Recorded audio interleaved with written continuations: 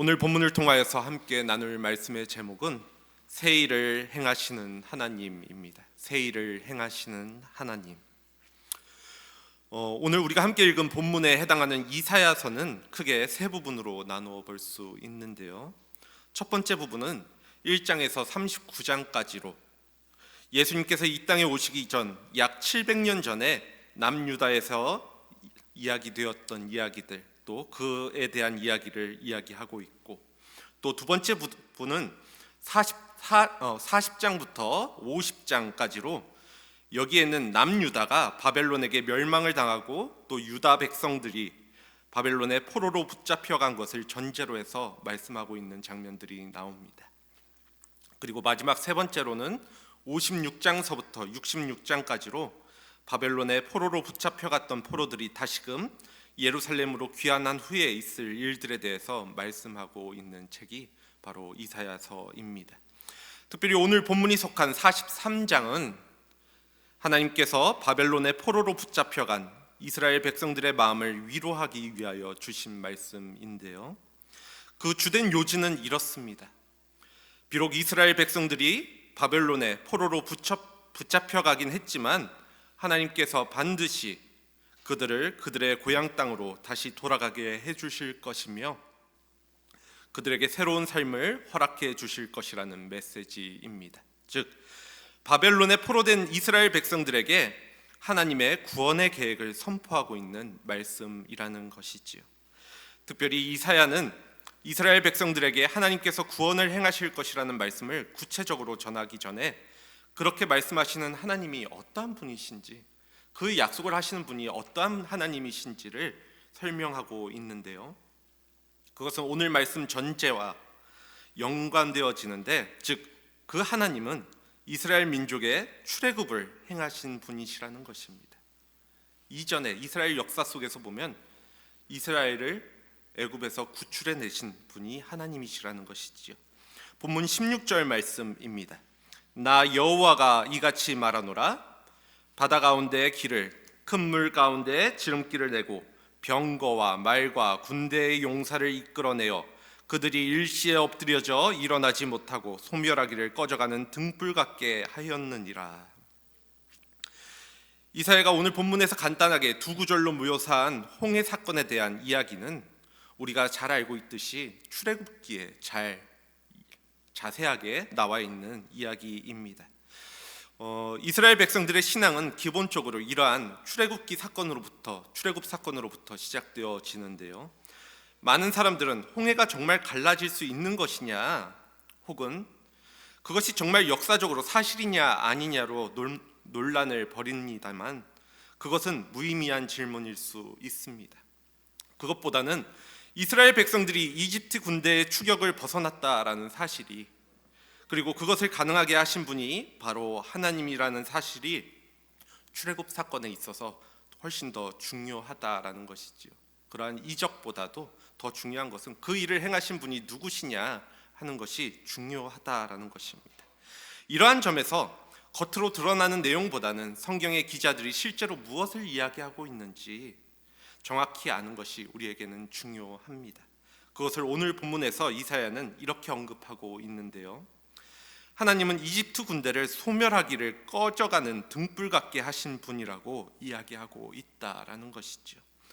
그리고 이스라엘 민족에게 있어서 이러한 구원을 허락하실 이는 하나님밖에 없다라고 이야기하고 있습니다. 오늘 본문 직전에 11절에서 12절 말씀입니다. 나 곧 나는 여호와라. 나 외에는 구원자가 없느니라. 내가 알려주었으며 구원하였으며 보였고.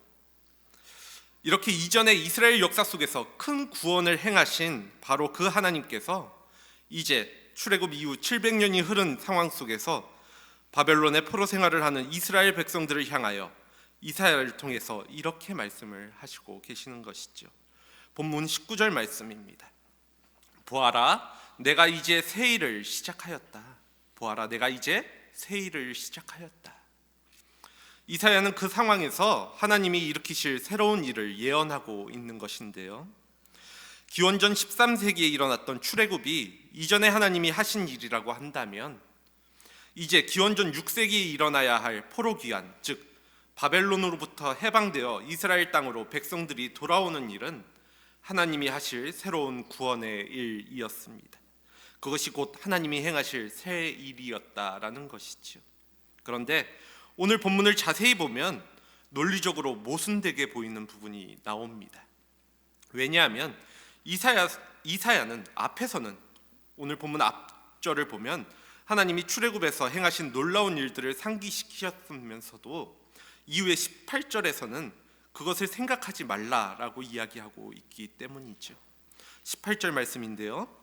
너희는 이전 일을 기억하지 말며 옛날 일을 생각하지 말아라. 너희는 이전 일을 기억하지 말며 옛날 일을 생각하지 말아라. 물론 이 말씀은 19절에서 하나님의 새 일을 강조하기 위해서 지나간 일들을 생각하지 말라라고 하는 것일 수도 있습니다. 하지만 그렇다 하더라도 바로 앞에서 구체적으로 출애굽 사건을 강조했다가 바로 이어져서 그것을 생각하지 말라라는 것은 그렇게 자연스럽지 않게 보인다라는 것이죠. 문맥상 생각해보면 원래 이스라엘의 신앙은 지나간 역사를 기억하는 데서부터 출발합니다. 즉 이스라엘에게 지금까지 하나님이 역사하신 일들을 바라보며 우리 하나님께서는 우리를 지키시는 분이시었구나, 이렇게 역사하셨던 분이시구나 하는 것, 그래서 그 하나님께서 살아계시는구나, 일하시는구나 하는 것으로 이들의 신앙은 시작하였다라는 것입니다. 이러한 이스라엘의 신앙을 전제한다면 오늘 본문에서처럼 이전의 일, 지나간 일을 생각하지 말라라는 이사야의 메시지는 무엇인가 앞뒤가 맞지 않은 것처럼 보인다라는 것은 분명하지요. 그러나 실제로 이사야의 이러한 메시지는 논리적으로 모순이 아닙니다. 그는 지금 무조건 지나간 과거를 기억하지 말라라는 뜻으로 이러한 말을 하고 있는 것이 아니기 때문입니다. 다시 말씀드려 이 메시지는 곧 과거에 집착하지 말라라는 의미가 되어지는데요. 기억한다라는 것과 집착한다라는 것은 분명히 다른 의미를 갖고 있습니다. 그렇다면 이사야는 왜 그렇게 중요한 출애굽 사건에 집착하지 말라라고 오늘 이야기를 하고 있는 것일까요? 이 질문에 대한 대답은 그렇게 멀리 있지 않습니다. 그것은 과거에 집착할 경우에, 이스라엘 백성들이 그 과거에만 집착할 경우에 그것이 좋은 것이었든지 또 나쁜 것이었든지, 그것이 좋은 기억이었든지 나쁜 기억이었든지 결국 현재의 삶을 망가뜨릴 수 있기 때문입니다. 이사야가 지적하고 있는 출애굽 사건을 한번 생각해 보시기 바랍니다. 출애굽 사건을 떠올린다면 놀랍다라는 생각이 충분히 들만하지요. 놀라운 이적입니다. 그 과정들 속에서 10가지 재앙들을 포함하여서 오늘 말씀 속에서 나타난 홍해의 사건, 홍해가 갈라진 사건, 또 광야에서 살아가게 하시는 일 등 하나님께서 살아계시고 이스라엘을 지키신다, 또 여전히 보호하고 계신다라는 수많은 놀라운 이적들이 일어났기 때문에 말입니다. 이 모든 일은 하나님이 위대하시다라는 사실과 그 하나님께서 이스라엘 백성들을 특별하게 여기고 계시다, 또 사랑하고 계신다라는 사실을 단면적으로 증명해 주는 사건입니다. 그러나 그러한 사건 자체가 절대적인 것으로, 그래서 그들에게 항상 하나님께서 반복적으로 그들을 사랑해 주시는 어떠한 방법으로만 접근되어져야 또 받아들여지게 된다면 이스라엘의 하나님을 향한 신앙은 흔들리고 또 위태로워질 수 있다라는 것이지요. 한번 생각해 보시기 바랍니다. 이러한 상황에서 지금 바벨론의 포로 생활을 하고 있는 이스라엘 백성 입장에서 과거만을 바라보고 있다라고 한다면, 그때의 영광만을 우리가 취하고 있다라고 한다면 누군가는 다시 모세와 같은 인물이 등장해야 지금의 바벨론의 노예 생활을 하는 이 문제가 해결되어질 수 있다라고 생각할 수 있을 것입니다. 그런데 그러한 모세라는 동일한 인물이 없는 상황에서 모세가 다시 등장하기만을 기다리고 있다면 그것은 그들의 신앙에 있어서 아무런 도움이 되지 않는다라는 것이지요. 또 누군가는 이렇게 생각했을지도 모릅니다. 우리 조상들이 홍해를 건널 수 있었던 것은 정말 운이 좋았기 때문이지, 그런데 지금은 그런 일이 일어날 수 없어 라고 이야기하는 사람도 있었겠죠. 그때는 하나님께서 도와주셨는데 지금은 그런 일이 일어날 수가 없어. 그렇게 옛날에 일어났던 일을 아름답게만 회상하고 있지만 현재의 일은 암담하게 느끼고 있다라고 한다면 그건 역시도 현재의 신앙에 있어서 도움은 되지 않습니다. 또 어떤 이들은 바벨론과 예루살렘 사이에는 출애굽 당시에 하나님께서 기적적으로 길을 내신 홍해가 없었으니 오늘 자신들은 예루살렘으로 돌아갈 방법이 없다라고 생각했을지 모릅니다. 그 특수한 방법으로 하나님이 이끄셨으니까 이러한 특수한 방법을 일으킬 만한 조건이 우리한테 허락되어 있지 않으니까 우리는 예루살렘으로 돌아갈 수 없어 라고 생각하는 사람들 있었을지도 모른다라는 것이죠. 이건 역시도 당시 이스라엘의 신앙에 있어서는 유익함이 없는 생각입니다. 그렇기에 이사야는 당시 유대인들에게 이러한 팽배한 과거 지향적인 사고방식의 위험성을 경고하려고 아무도 예상하지 못했던 발언, 즉 홍해의 기적을 기억하지 말라고, 옛날에 벌어졌던 그 사건에 너희의 생각을 머물게 하지 말라고 이야기하고 있는 것이지요. 오늘날 우리 역시도 마찬가지입니다.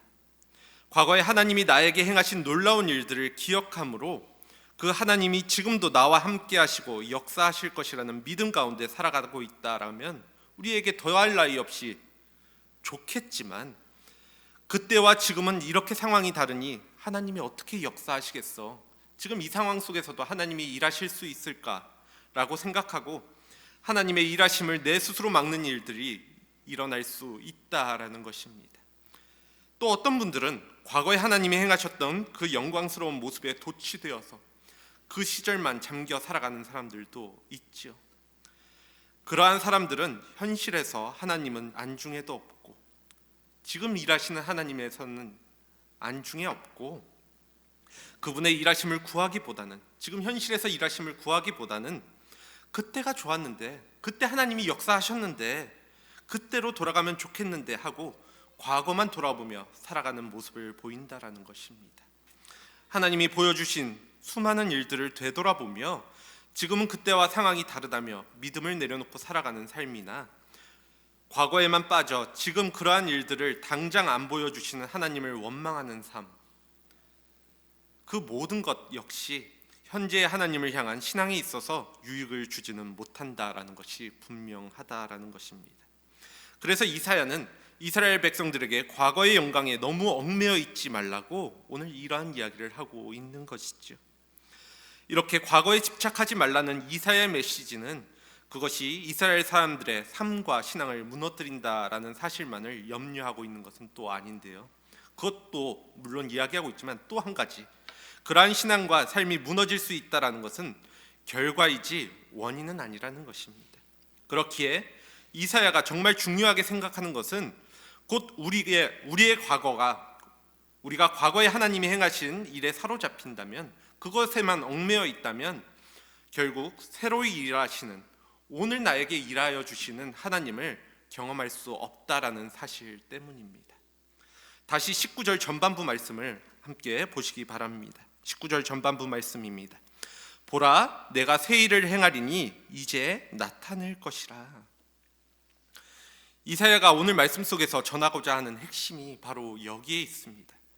출애굽이라는 과거에 하나님이 행하신 일이 아니라 오늘 우리에게 하나님께서 일으키시는 하나님의 새 일을 바라보라라는 것이지요. 지금부터 2500년 전 이사야는 무슨 생각으로 이러한 메시지를 선포하고 있는 것일까요? 그리고 하나님의 새 일은 무엇일까요? 이러한 궁금증은 오늘 말씀을 이해하는데 매우 중요한 요소인데요. 일단 우리는 이렇게 생각해 볼 수 있습니다. 이렇게 생각할 수 있죠. 오늘 본문에서 이사야는 출애굽 사건과 앞으로 일어나게 될 바벨론에서 포로 귀환하게 될 사건, 즉 출바벨론을 대조적으로 설명하고 있습니다.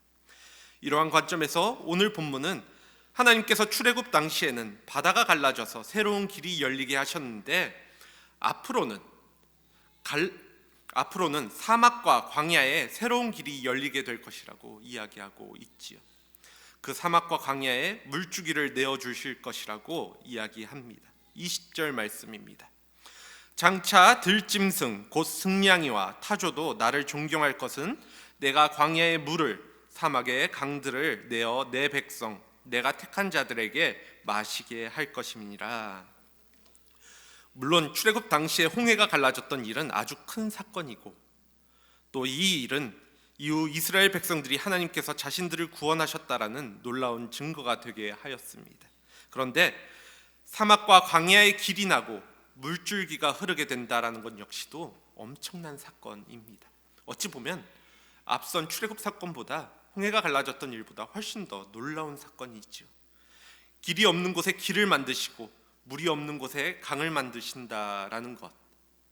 어찌 보면 홍해가 갈라지는 것은 그저 그렇게 한 번 벌어진 사건으로 끝날 수 있는 일이지만 광야의 길과 사막의 물줄기는 계속해서 이스라엘 백성들의 생존을 지켜주는 근원이 된다라는 점에서 완전한 새로운 사건이라고 이야기할 수 있습니다. 그리고 실제로 하나님께서는 이 약속대로 이스라엘 백성들을 바벨론에서 구원하셨습니다.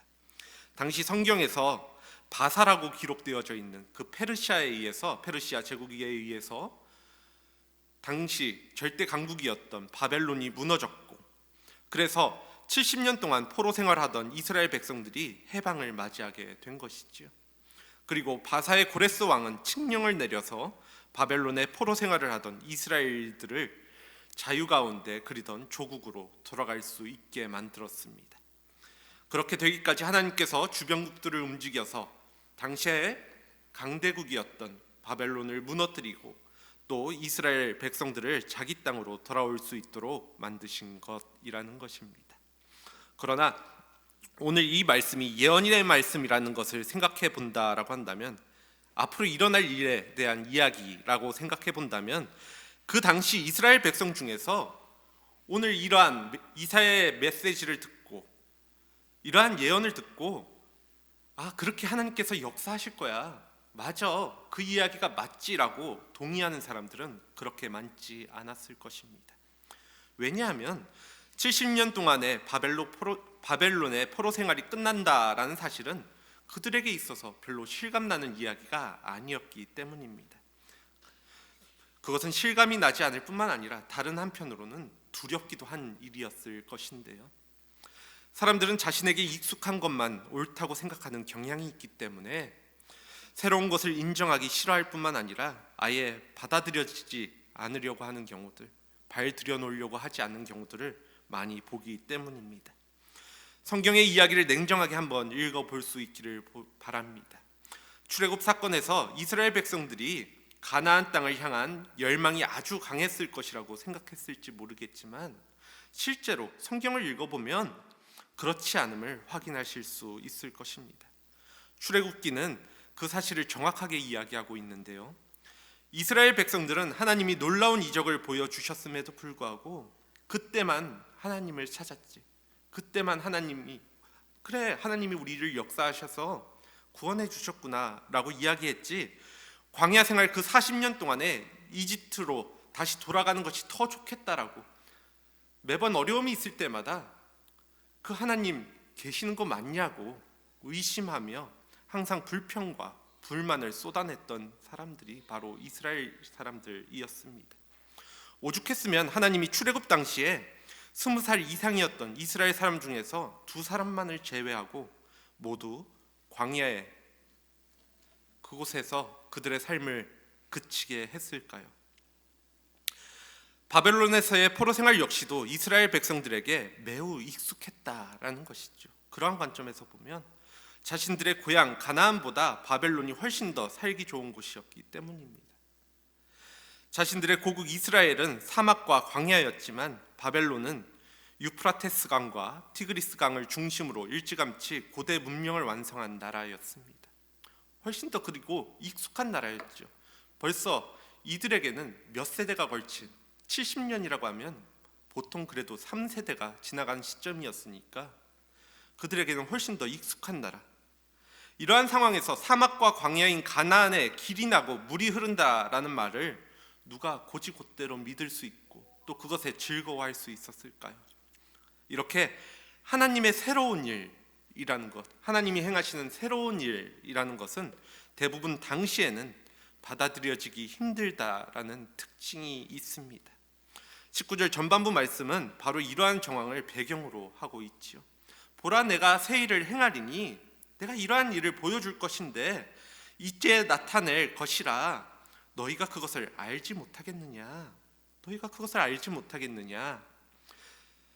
마치 바람의 냄새를 맡아보고 오늘은 태풍이 불겠구나, 오늘은 비가 오겠구나 라는 그 사실을 아는 그 지혜가 있는 사람이 그것을 전혀 알지 못하는 사람들에게 정말 안타까운 마음을 가지고 이제 곧 태풍의 조짐을 볼 수 있을 건데 이제 그것이 나타날 것인데 왜 준비하지 않고 있느냐라고 묻는 장면과 비슷합니다. 그 안타까운 마음을 가지고 이야기하고 있는 것이죠. 이러한 대목에서 우리는 질문해 볼 수 있어야 합니다. 과연 우리는 홍해를 가르시고 또 이스라엘을 출애굽시키셨던 하나님을 믿는다 이야기하면서 또 바벨론의 포로 생활을 하던 이스라엘 민족을 구원하셨던 그 하나님을 우리가 기억한다 말하면서 지금 우리에게 하나님께서 행하실 새로운 일을 보고 있는 것인가? 현재를 살아가는 우리가 하나님께서 행하실 그 새 일을 보고 있는가 하는 질문입니다. 이 질문은 마치 점쟁이처럼 미래에 일으키실 하나님의 새로운 일을 예측하라라는 측면의 말씀이 아닙니다. 그렇다면 하나님이 우리가 살아가는 현재 이 시대 속에서 이루실 새 일이 무엇일까요? 오늘 우리가 살아가는 이 시대 속에서 하나님이 이루실 새 일 무엇인가 한번 생각해 보시기 바란다라는 것이죠.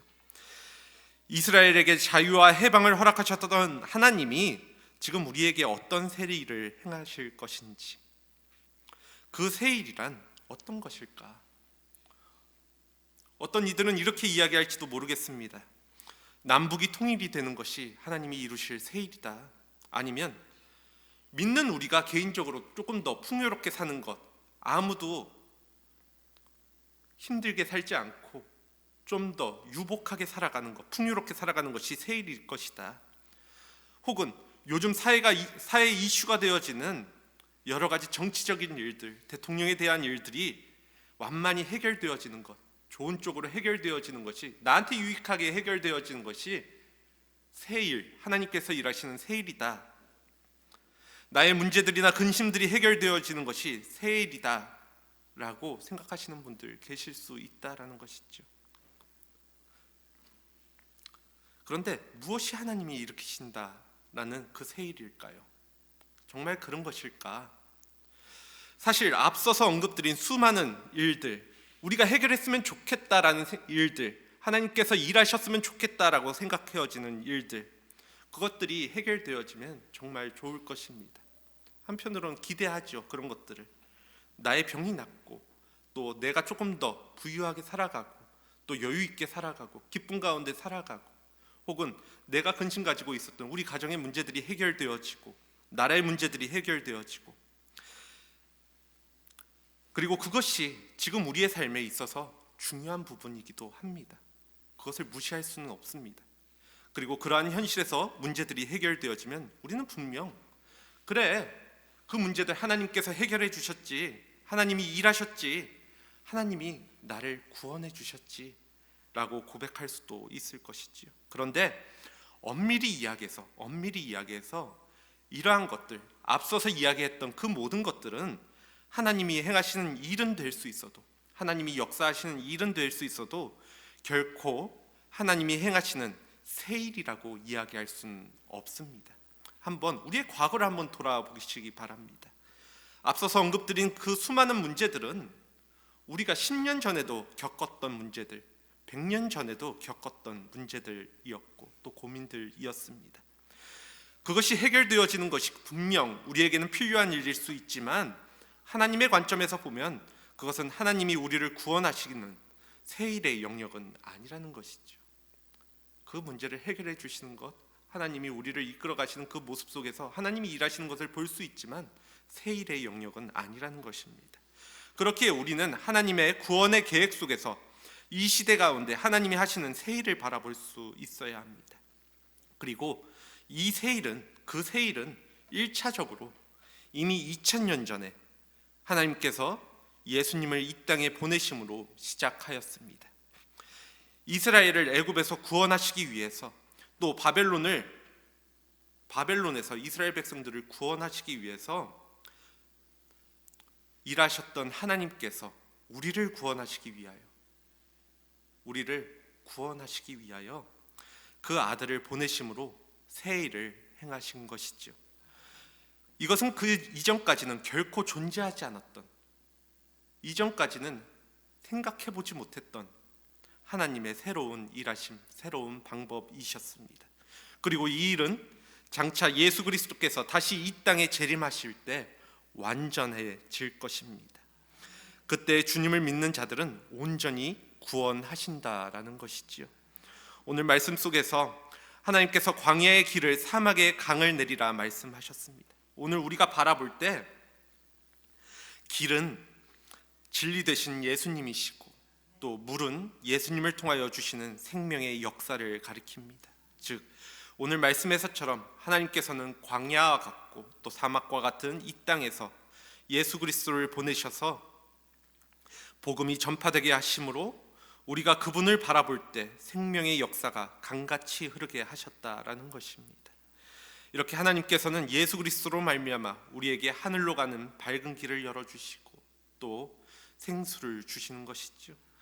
예수 그리스도를 통해서 죄인들을 진정한 해방과 자유를 얻게 하신 것입니다. 이러한 하나님의 구원의 사역은 과거 이스라엘 민족이 출애굽했을 때 구원의 사역이 무색했을 만큼, 또 오늘 본문의 바벨론에서부터 이스라엘을 해방시키셨던 그 일이 무색할 만큼, 그것과는 비교할 수 없을 만큼의 크고 놀라운 예수 그리스도를 통한, 그 독생자를 통한 하나님의 구원의 역사입니다. 그리고 이것이 하나님이 우리를 향한 새 일이라는 것이지요. 그것을 깨달을 수 있는 것이 우리에게는 중요합니다. 그 사실을 아는 것, 이 땅을 살아가면서 그것이 하나님께서 우리를 향해서 일하시는 놀라운 새 일이구나, 우리를 구원하시는 새 일이구나 라는 것을 아는 것이 중요하다라는 것입니다. 오늘 말씀은 하나님은 구원을 행하실 수 있는 능력 있는 분이라고, 그러한 이야기로 하나님을 소개함으로 시작하고 있습니다. 그러한 하나님의 과거가 행하신 일들을 소개하는 것으로부터 시작을 하지요. 그런데 그것으로 멈춰 있는 것이 아니라 과거에 역사하신 하나님으로 끝이 아니라 지금 우리에게 어떠한 일을 행하시는 하나님이신지를 볼 수 있어야 한다라고 이야기하고 있습니다. 이전에 구원을 행하신 하나님, 또 이전에 역사하신 하나님이 지금 우리와 무슨 상관이 있는가 하는 질문이지요. 이 질문에 대하여 오늘 말씀은 지금도 여전히 우리를 구원하기 위하여, 죄인된 우리를 구원하기 위하여 새 일을 행하시는 하나님이라고, 우리를 찾아와 주시는 하나님이시라고 말씀하고 있습니다. 그렇기에 그 하나님께서는 아들 예수 그리스도를 2000년 전에 이 땅에 보내주시는 새 일을 행하셨습니다. 그리고 그것으로 끝이 아니라 그 사실을 지금을 살아가는 우리들에게 깨닫게 하여 주시고 또 주님을 바라볼 수 있게 하여 주셨죠.